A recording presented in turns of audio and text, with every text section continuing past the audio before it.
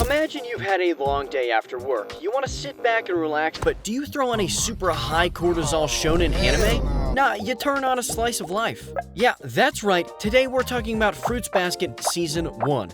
A slice of life about an orphan girl who stumbles upon a family with supernatural abilities. This review is pretty spoiler heavy. If you'd like, go watch it and tell me your thoughts. If you're interested in seeing my rating for the anime, stick around. Also, there will be a giveaway for hitting 100 subscribers, but I'll get to that at the end of the video. Alright, let's jump into it. Recently, I came to the understanding that there are different categories even in the slice of life genre, but this anime is pretty much the perfect personification of what I think or want with a slice of life. It's got a bit of everything: romance, fantasy, comedy, drama. It is quite literally the most feel-good anime I've ever watched. The past rom-coms I've watched have been very disappointing, so rom-coms have been kind of off my radar for a while because they can be super repetitive. But I was wrong in that assumption. While this anime is heavily romance and comedy, it's not exactly always focused on either. Now, when I say feel-good anime, you're thinking something that is wholesome and fun, and yeah, both the openings and endings represent that perfectly. They're very upbeat and fun, and personally my favorite was the first opening, but the second actually really grew on me. Same with the endings, both very good and once again very catchy. They have this feeling that just exudes vibrancy, and they're quite literally perfect for the anime. Speaking of vibrancy, the color palette in this anime was bright and radiated a perfect, vivid atmosphere. It really just added to that feel-good vibe. TMS Entertainment took on Fruits Basket's reboot, and compared to the 2001 version made by Studio Dean, it is quite a bit of an upgrade. The character designs are fun, and each character's aesthetic matches perfectly with their personality. I'm a huge fan of the mood and the art style simply because it meshes so well with the world they created. The scenery and backgrounds are always just so serene. Even the most mundane backgrounds look great simply because of the art style and color design. I'm always talking about atmosphere. It's quite literally one of the most important things for me to be immersed in an anime. I mean, when am I not talking about atmosphere? Atmosphere isn't just one thing, it's a combination of everything. But right now, what I want to talk about is the soundtrack. The soundtrack is pretty quiet, but one of the things I often noticed was that it was never focused on taking the attention off of the scene at hand. What I mean by this is, it never really drew attention to itself, it just enhanced the scenes. It's not to say that it's not good music, but I think especially for an anime like this, it's perfect. I want you to imagine your favorite scene of all time, let's say one of my favorites, Deku's fight with All For One, and you replace You Say Run with clown music. If that doesn't have you giggling, I don't know what will. All this to say, soundtrack is important, and this one nails it well. You know what's also important? Liking the characters. I'ma be real with you. If there's a character I even slightly dislike, I will talk the slander of slanderism to be slandered.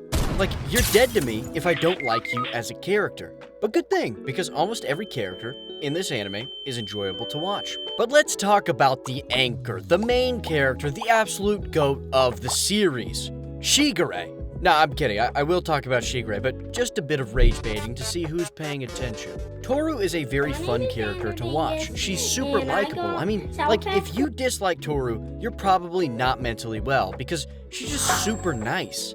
She is a little dim, and what I mean by that is that she's just really stupid. Let me think. There's the, what's it called?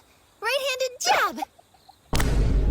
She's quite literally the most unconditional person ever. She's literally the town therapist. Yuki is one of the two of Toru's love interests, or at least that's what they make it seem.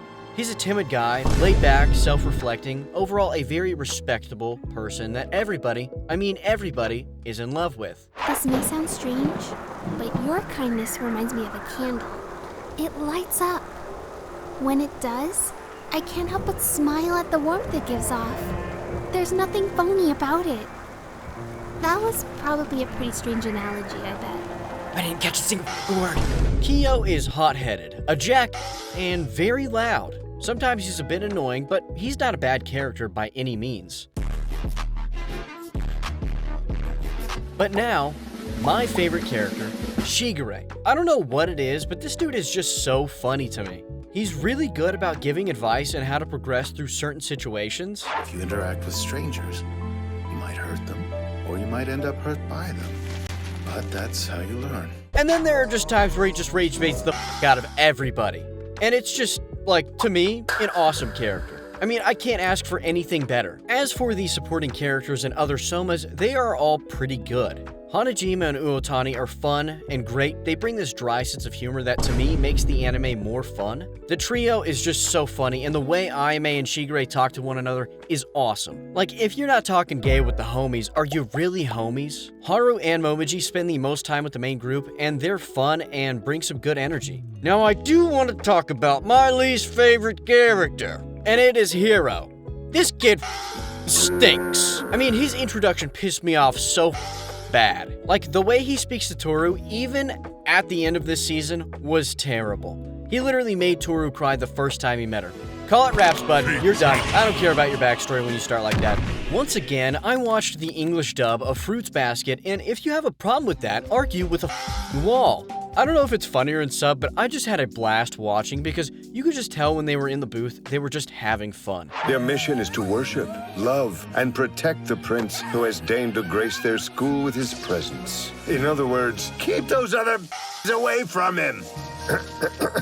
The introduction of the characters works so well because almost every other episode we see different themes and perspectives from different characters. It's refreshing and it really shines a light on how wholesome and selfless Toru is. She helps each and every person realize that there are areas they can improve upon, but also to see the brighter side of things. For Kyo, it was to let his guard down and also stop being a jerk. But I mean really letting someone see the most fragile side of himself and accepting who he is. For Yuki, to get out of his shell and stop being so timid. For both of these characters, acceptance is a very large part of their development, and it's still continuing. Or how Toru helped Hanajima and Uotani journey into changing themselves for the better instead of accepting everyone's negative thoughts and ideas about them and themselves. There are so many instances of Toru helping people, and it's only season 1, but I think it really highlights how accepting and unconditional Toru is and how she lives her life and shares her philosophy with people. She's always willing to lend an ear and a helping hand when a situation arises, and it's because of her upbringing. On the surface level, this anime has fantasy, romance, and comedy, but under all of that, there's so much more to it. It dives into traumatic experiences and how they can affect people's lives and how to start healing, or how people deal with grief. Toru is a great example of this. She carries the same ideals that her mother did, and while she herself says that she's not emotionally intelligent or that she's repeating what her mother used to tell her, she seems to always say the perfect things at the right time. While the series hasn't yet fully dove into the concept of grief, even for a lighthearted anime like this, I was surprised, and I hope to see Toru's journey into dealing with that loss in the future. As far as the story goes, this first season was very heavily focused on building up characters, relationships, introductions, and some backstories, and I think it'll set up the future seasons perfectly. It's sort of nice that the anime hasn't heavily focused on the romance aspect yet, because Toru's just that blind, but it'll be interesting to see how it progresses. Now, I will say there are noticeable changes even in the first season, and it has to do with pacing. Around episode 16 is when we start to see a drop-off of character introductions, which isn't bad, it doesn't mean the anime worsens, but this is where the pacing starts to slow down by quite a bit. Kurapika is now drowning in an indescribable emptiness. It does this weird back and forth between character backstories and new introductions between episodes 16 and 22. Focusing on Uotani's backstory, introducing new characters, and then jumping into Hanajima's backstory was a bit of a weird throw-off. After this bit of weird pacing, we then start to see Yuki heavily influence the story, and Kyo gets put on the back burner for a while.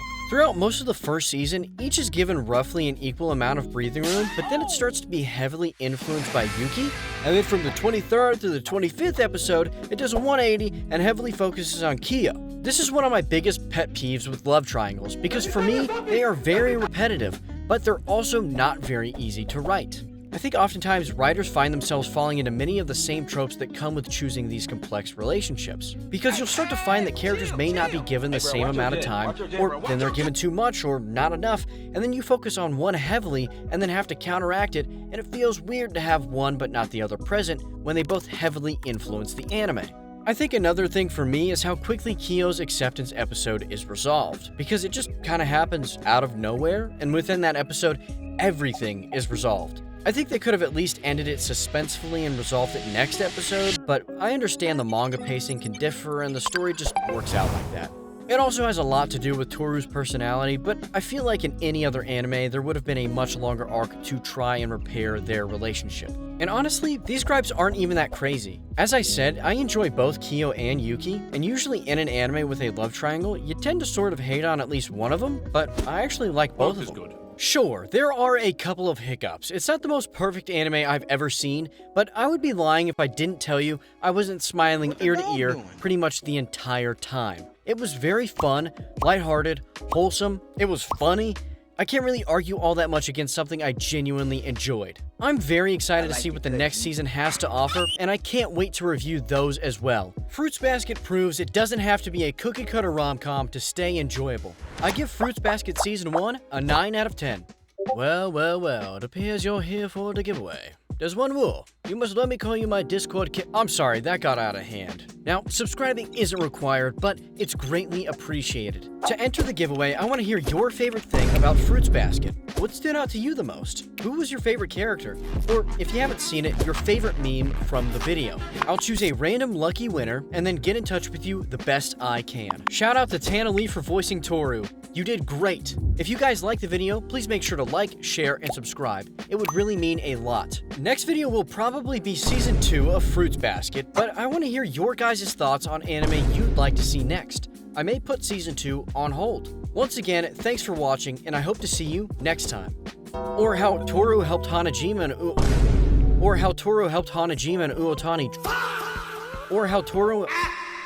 Or how... Are you sure? Or how Toru helped Hanajima and... Or how Toru helped... Or how... Fuck!